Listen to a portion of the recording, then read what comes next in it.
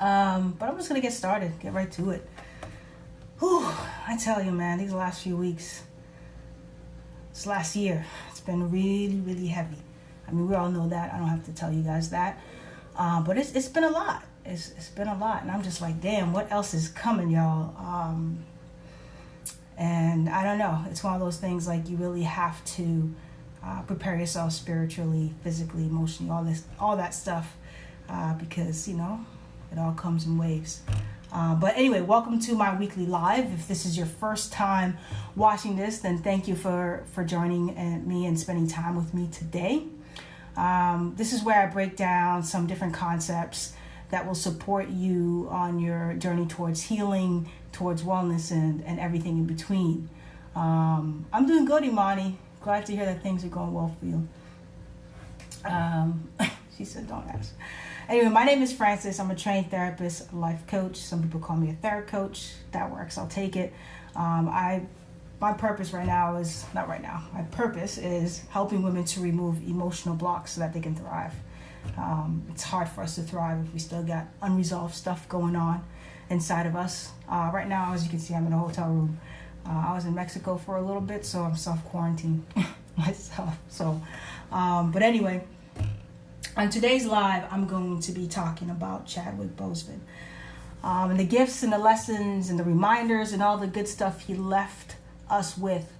I don't even know the man, but something about him always seemed to feel special and genuine. And the black community, like I said, has been hit harder than hard.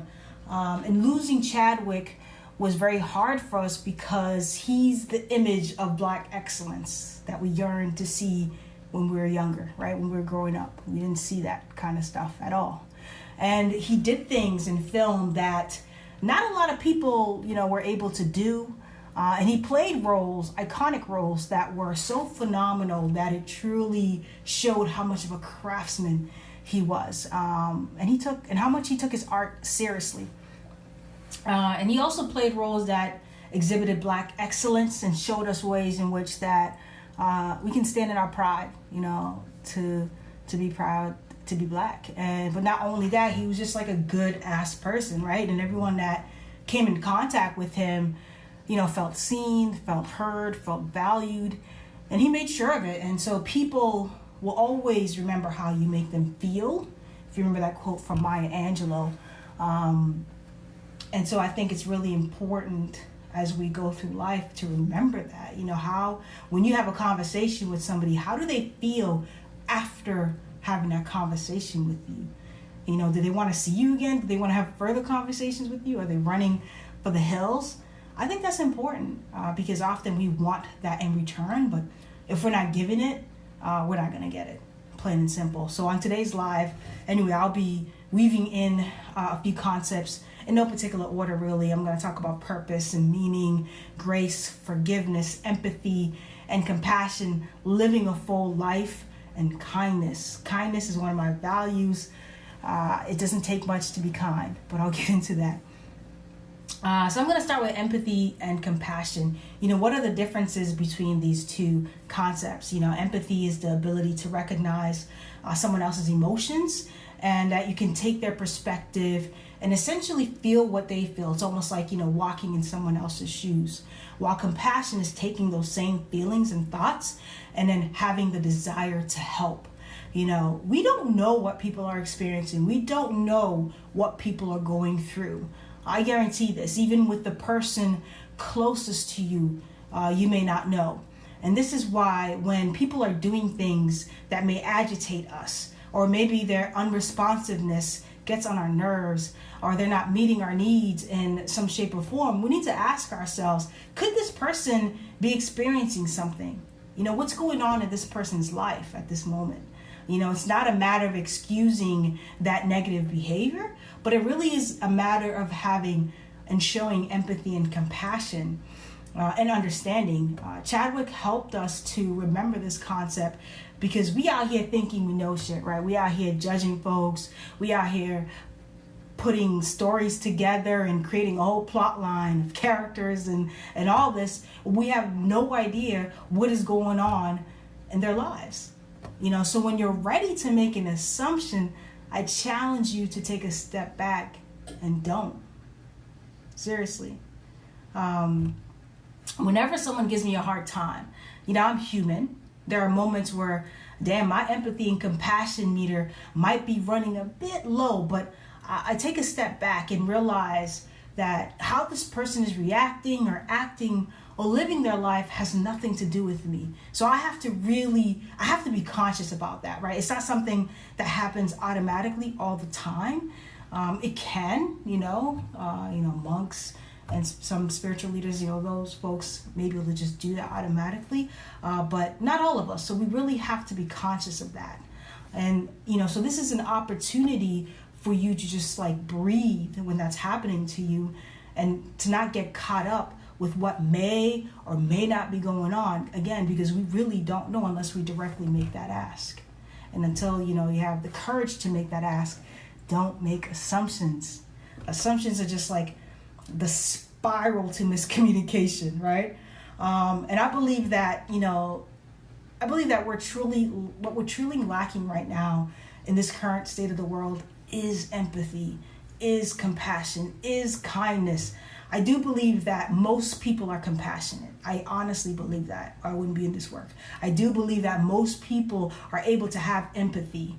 And I do believe that most people are kind.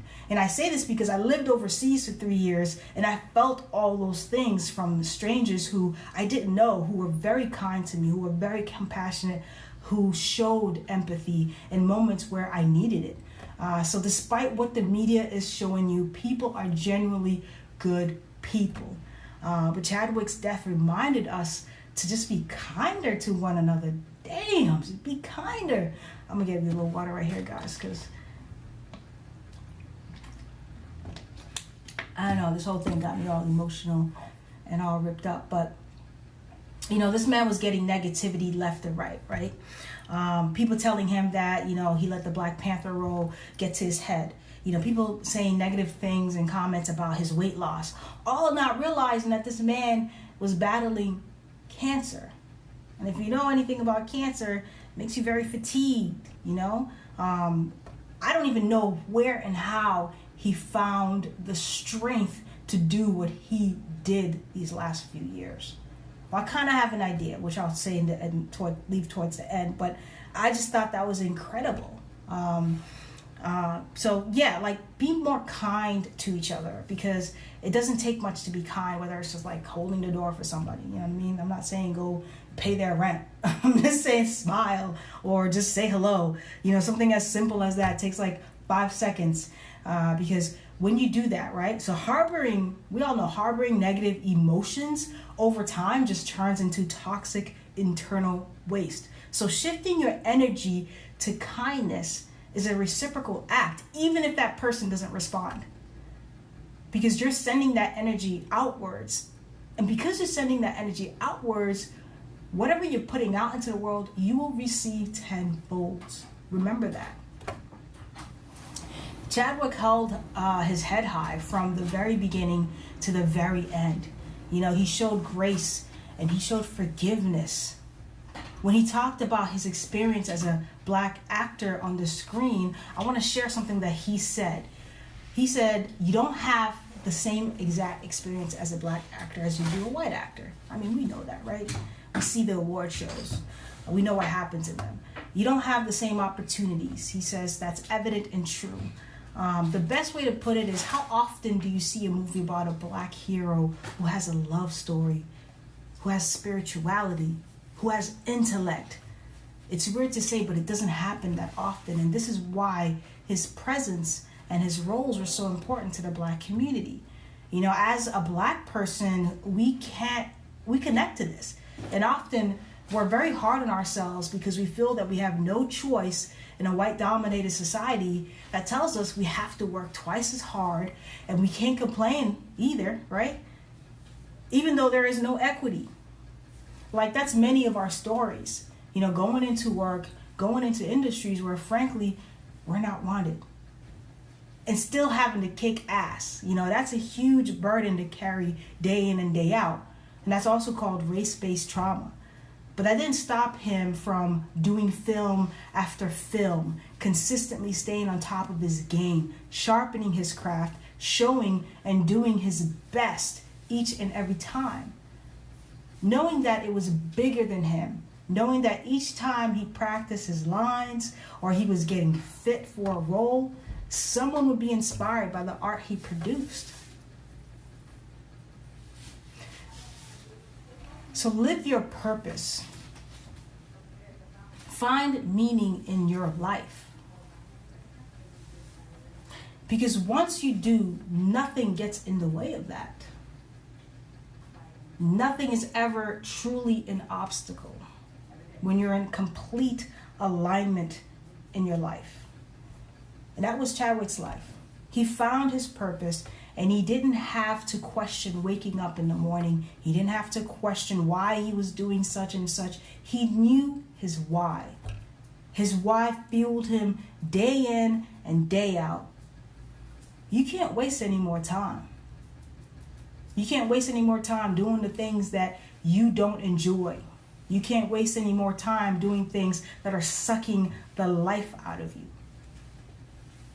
You have to get curious again. If you don't know what your purpose is, if you're having a hard time finding your meaning, get curious, because it's through that curiosity that is going to lead you from one thing to the next thing to the next thing. And then ultimately, because of that momentum shift, you will feel like you stumbled upon it, but it was always divine intervention.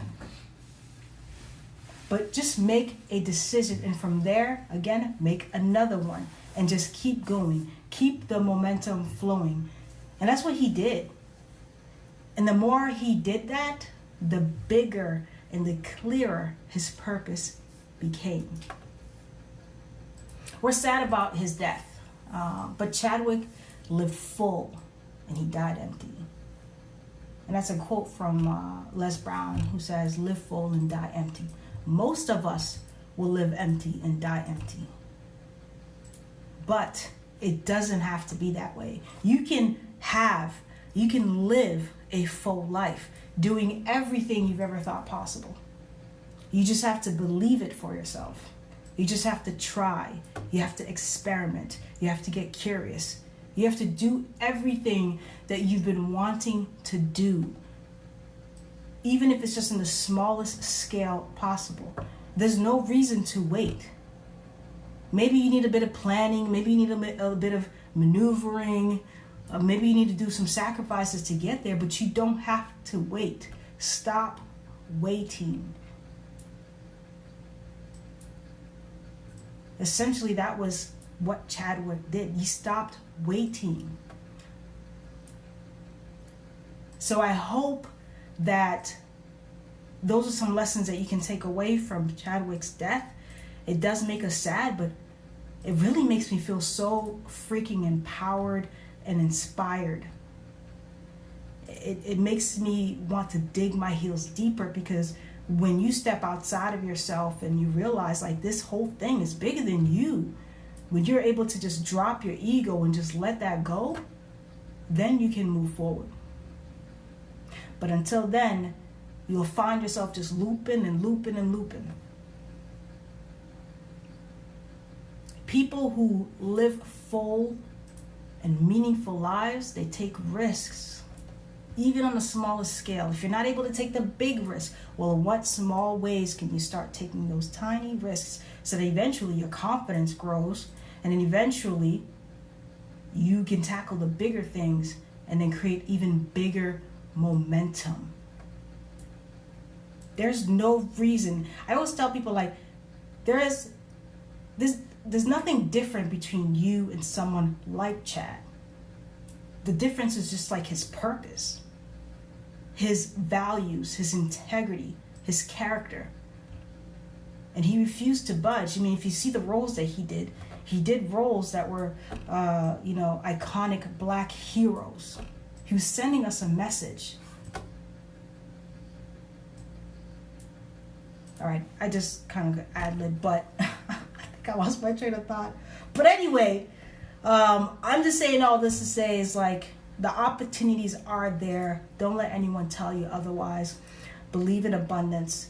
We have all this stuff going on. Yes, we have to work harder, especially if you're part of the BIPOC community and you're dealing with systems of oppression.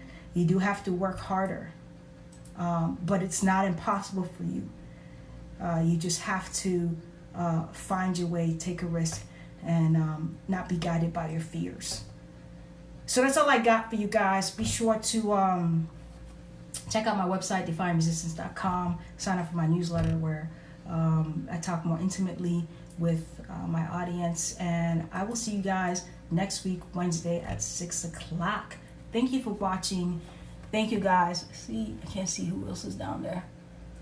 Yeah, no reason, Dr. Holly. Absolutely. After seeing that, after seeing, like, battling cancer for 4 years and making all those films and everything, people will probably say counter and say, oh, he had the means. He had the money. It wasn't about money.